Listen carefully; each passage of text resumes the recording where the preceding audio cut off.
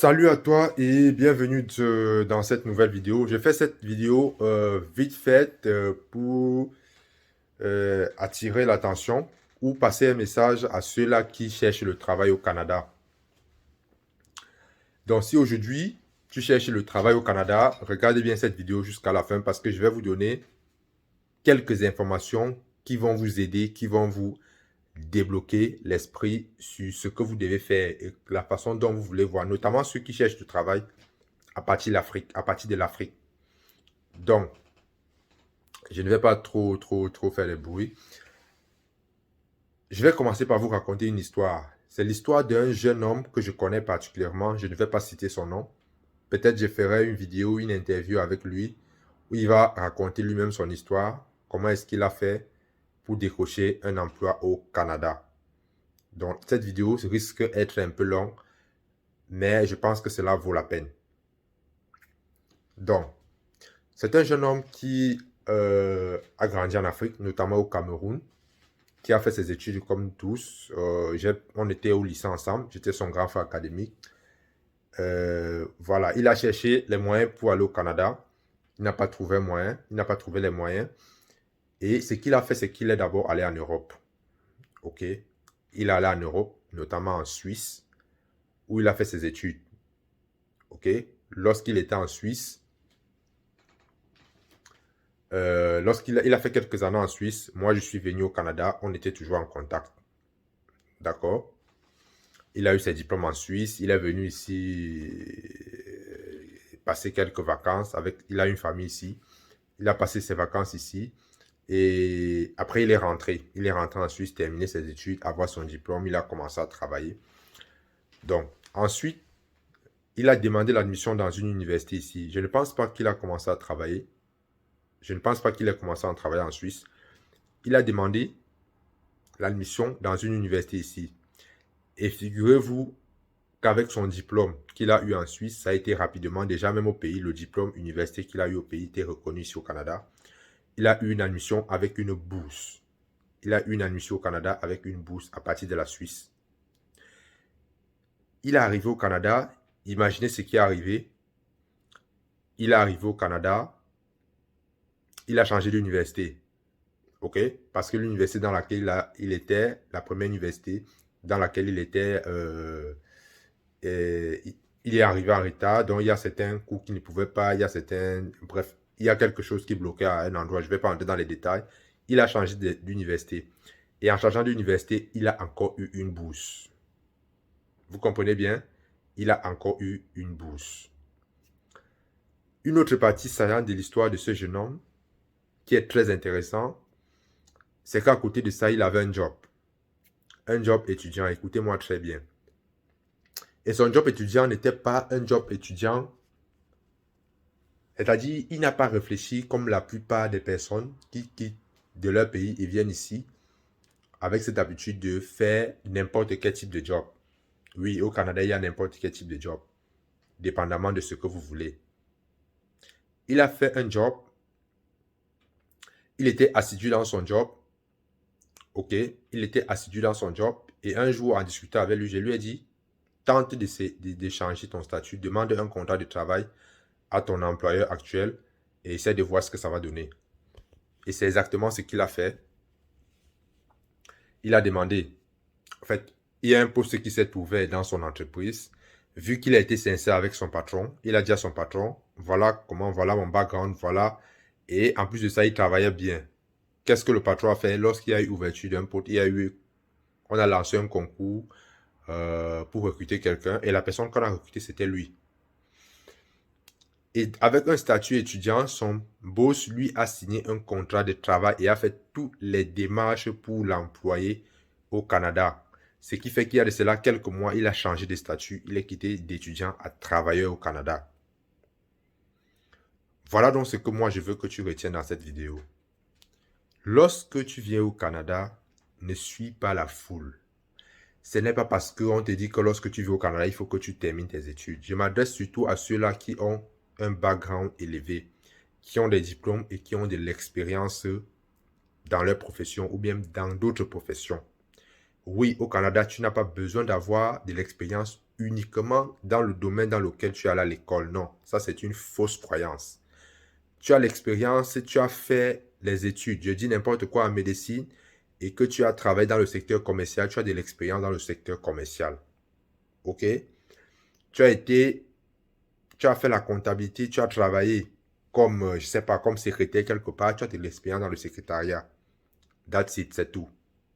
Donc, lorsque vous arrivez au Canada, même lorsque vous venez comme visiteur et que vous avez un background, mettez ça en avant. Cherchez le travail sur place. Vous pouvez venir, si vous arrivez au Canada comme visiteur, vous avez un background et que sur place, on vous fait recruter, vous pouvez changer de statut sur place. Vous venez comme étudiant. Je m'adresse surtout aux étudiants parce que lorsque vous venez comme visiteur, vous n'avez pas travaillé. Parce que généralement, les employeurs, ils sont beaucoup plus confiants lorsqu'ils vous ont vu à l'œuvre. C'est pour ça que c'est souvent difficile de recruter à l'extérieur. Lorsqu'un employeur vous a vu à l'œuvre, même si vous faites un job étudiant, lorsqu'il vous a vu à l'œuvre, c'est plus facile pour lui de vous recruter. Je connais des gens, même là où je job, il y a des gens qui sont venus comme étudiants et on les a recrutés. On les a fait un permis de travail parce que l'entreprise avait besoin des personnes pour travailler. On les a fait un permis de travail et ils ont changé de statut. Vous ne pouvez pas avoir deux statuts au Canada en même temps. Soit vous êtes étudiant, soit vous êtes travailleur. OK? Donc, le message que j'aimerais que tu retiennes ici aujourd'hui, ne te sous-estime pas. Si tu as tes idées dans la tête, renseigne-toi si c'est faisable.